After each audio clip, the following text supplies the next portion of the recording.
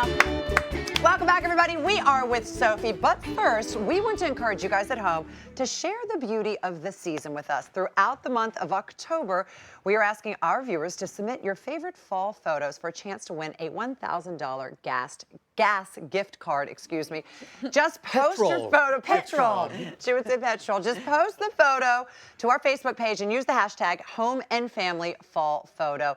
And please do share your stories behind these pictures because we really enjoy sharing those with our viewers. We're getting some great ones. First up, we have Kelly Simpson Moore from Elk County, Pennsylvania. She took this photo of the Elk County Visitor Center in Benezet. Beautiful. That is beautiful. We're getting That's the visitor center. The elk are manning it. That is gorgeous. That's quite a visitor center. Look at this one. This is from Kelly Simpson Moore from Elk County, Pennsylvania. And she took this photo of the Elk County Visitor Center. Oh my gosh, no, sorry. That was the last one. This is Kathy Quick. Excuse me. This is Kathy Quick. Her photo is so beautiful. It's from Stevensville, Montana. That's gorgeous. And Dina Modesto from DeSoto County, Florida, says her granddaughter had to kiss every scarecrow before she would sit for a photo. Oh my goodness. That is very intricate. That's, Ken did that. Yeah. Becky Fitzgerald from Irwin, Tennessee. And this is a pumpkin carving at the Apple Festival. That's beautiful. She said it was actually Mark Steinis. That's what she said that was. Woody told me that one. That joke was Woody. Next up, we have Angela Gibbons Waslin from Osawatomie, Kansas. Everyone's favorite place to spell. She says the front porch is special to her family. Many books have been studied, prayers prayed, guitars played, songs sung, and dreams dreamed on this front porch. That was so poetic what she wrote. That sounds like a country song. That's why it's so important to share your stories because we will share them as well. They're so beautiful. And you are going to share your recipe, Sophie Uliano. Yes. Lots of people like barbecue, but they want to avoid meat, especially people who are vegans like Sophie. So I know you've been making this for your husband. You have found a new way to make pulled pork sandwiches with no pork. Yes. This is faux pork. It is faux pork. Yeah, it's called fork. Yes. Yeah, you know, my husband is from Georgia, and he loves his barbecue.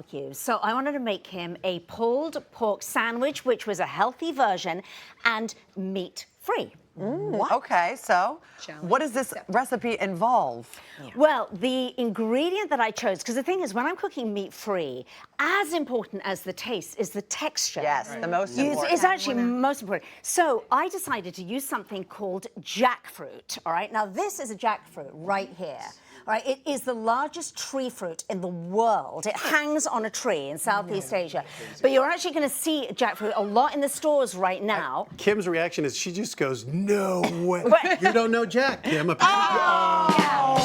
Oh my gosh, and it's super heavy, and this is just half of it. Go ahead, bring it in, Yeah, and you know, the reason why I chose to use jackfruit, Debbie, is because it has a very similar texture to pulled pork or chicken. It's extraordinary. Okay, what does it taste like without any of the seasonings? Does it taste like meat? It's a little bit sweet if you were to eat it straight from the fruit. But once you get it in a can, and I'm going to recommend for this recipe that you use a can, it has a very, very neutral flavor. So we're going to spice it up. Okay, how do we do it? Let's All right, so this is how we do it. You're going to take your can, you're going to drain it and lay out the jackfruit. It looks a little bit like tuna here, right?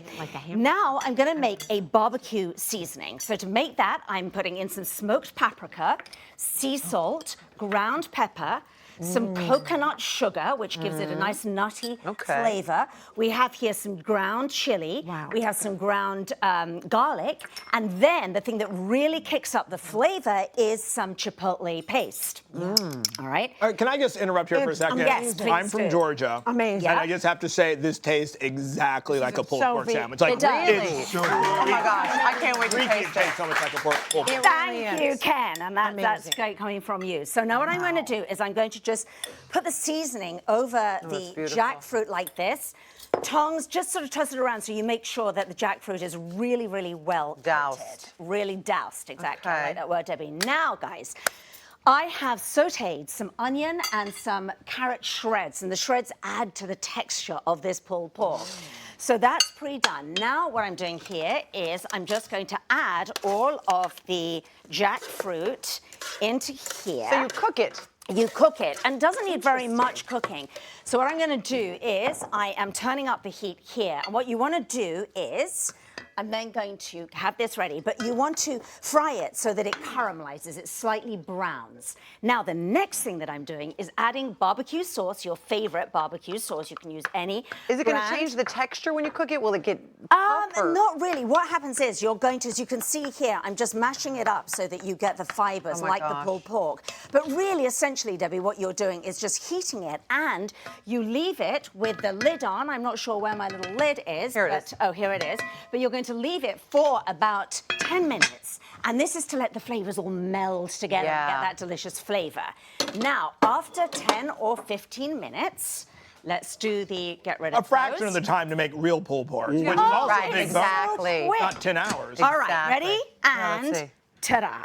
All right. It's so good. Oh my gosh, it smells delicious. Okay, and then what I do, Debs, is I just serve it here on your favorite hamburger bun. Sophie, that's And beautiful. we're just going to add, as you can see here, a little bit of the pulled fork, as you call it, Pulled Debbie. fork, and then put the coleslaw on top Coleslaw because on top. if you're going to do barbecue, you know, depending on where you're Sophie, from. in British slang, this is bloody good. Exactly. Visit our taste website for the so recipe. good. Debbie, take a bite. Oh, Deb, It's so good. so good. Incredible. Visit our website for the recipe. Go to Sophie's website for more ideas tastes on real. good nutrition. Next up, Ken. Obviously, Sophie had a magic wand to make this happen. I'm going to teach you how to make one of your own.